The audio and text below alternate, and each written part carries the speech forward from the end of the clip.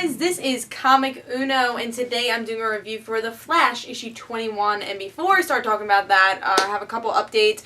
First update is that I do have a bigger update on my update video, which will be annotated on this video. It's talking about, the next couple, 2 weeks on my channel, which, there's a lot to say, so I didn't want to say it now. So check out that video if you haven't already about those updates. And also explains this week's videos also. And also some other exclusives for this week on Comic Uno episode 3 on Dark Avenger Inc., where I do all my reviews, all the comics I've read this week in one review. So here are some of those comics, well, all the comics that are exclusive to that review, and then every other thing I've reviewed on this channel. And that is Wolverine X-Men issue 32, Scarlet Spider issue 18, Morning Glories issue 28, Nova issue 5, Green Team issue 2, and since I read this digitally, I have it on a piece of paper, Jupiter Legacy issue 2. You go see that. So, those are the comics that are exclusive to that review. So there's a lot of comics this week, if you haven't noticed. Some comics I didn't even read yet. Some comics I want to read digitally, like Larfleece and Red Lanterns. I didn't get to read. So there's a lot of comics I didn't get to read. Or, a good amount of comics I didn't get to read. But I read as many comics as possible that would get you guys some good reviews. So let's talk about The Flash, issue 21. I know that was a bit of a longer update, but let's talk about The Flash. Really like this cover. I love Francis Manapul's art. He's my favorite artist for comic books. So love his art here, and I'm glad that he's doing the interior art again. Not that I didn't like the other person's interior art when, the filler artist, when he comes on sometimes. But Francis Manapul is my favorite artist and one of my favorite things about this series. So love seeing him doing the interior art and the cover art. So really like this cover, and I want to see, the interaction between Flash and Kid Flash. I think that's something interesting that we haven't seen in New 52 yet. Do I think it's the right time? I don't know, but we'll talk a little bit more after I talk about the story here.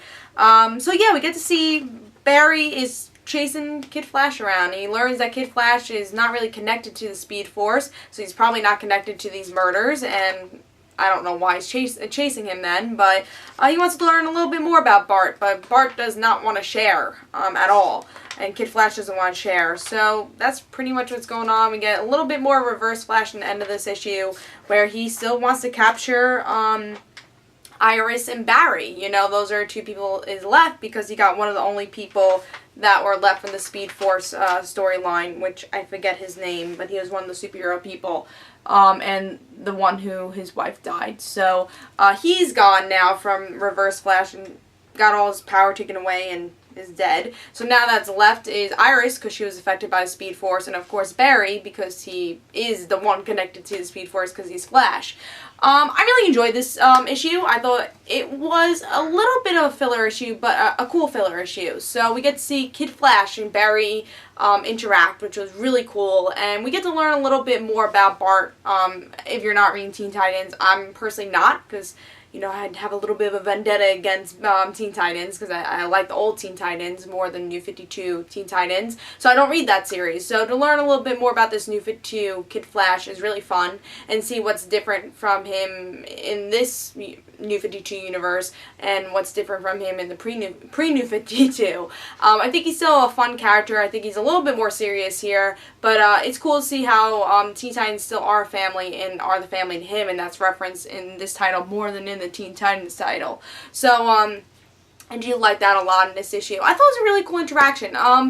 One problem I had with this issue was I feel like it wasn't the right time to do this. I felt that really we should be concentrating more on the Reverse Flash, and Barry was going after Kid Flash for no reason.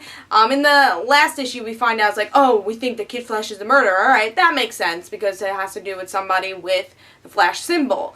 And So Barry's going after Kid Flash in the last issue with the cliffhanger. But with this issue, he's like, I know he's not the murderer, but let me catch him anyways, even though all these people that I'm friends with are dying, especially Iris, who's on the line. So I thought that was a little weird that he took off for this whole issue chasing someone he knew who wasn't the murderer. So I think he could have handled Kid Flash in another issue, which I think we'll see Kid Flash again, which is cool. You know, I really enjoyed it. I really enjoyed this issue totally. I just thought that was a little off, that it was very fillerish during this big Reverse Flash time period. So I don't think this issue was told at the right time, but still a really good issue if you don't think about that. Really fun, you know. Is it a little bit of filler? Yeah, but it was a cool filler, which is, I feel like, needed. I think fillers are needed sometimes, and if a filler is good, then great. You know, I like good fillers, personally. I love big stories, but I like good fillers also. So I thought, the Flash had a really good filler in this, and I think Kid Flash and Barry are definitely going to have more stories to tell. And if you're not reading Teen Titans, I think that's going to be a good treat, because you won't be able to see Kid Flash in other ways. So for me, I see Kid Flash in another way, with Francis Matapool writing him, is a really cool way to see that. So art, of course, was perfect in this issue, and the paneling, as always, is the best paneling I've seen in a long time. So I really love the paneling for this series, and the art, of course. Here's just examples of this creative way of telling a comic book story and how the Flash does it. Great art. The coloring is amazing. If you haven't been reading Flash, read this series. It's one of those series that are really under the radar, but I've not been a Flash fan for long. But I am a humongous Flash fan because of this series, and the series before that with Francis Matapool. But I think this series really gets you into Barry's character to make you a big Flash fan. So if you're not reading it, get the trades. It's an amazing series, and one of my favorite series right now going on. I'm always excited about it. Even though this is a filler issue, it was an enjoyable filler issue. So I actually give this 4.5 stars.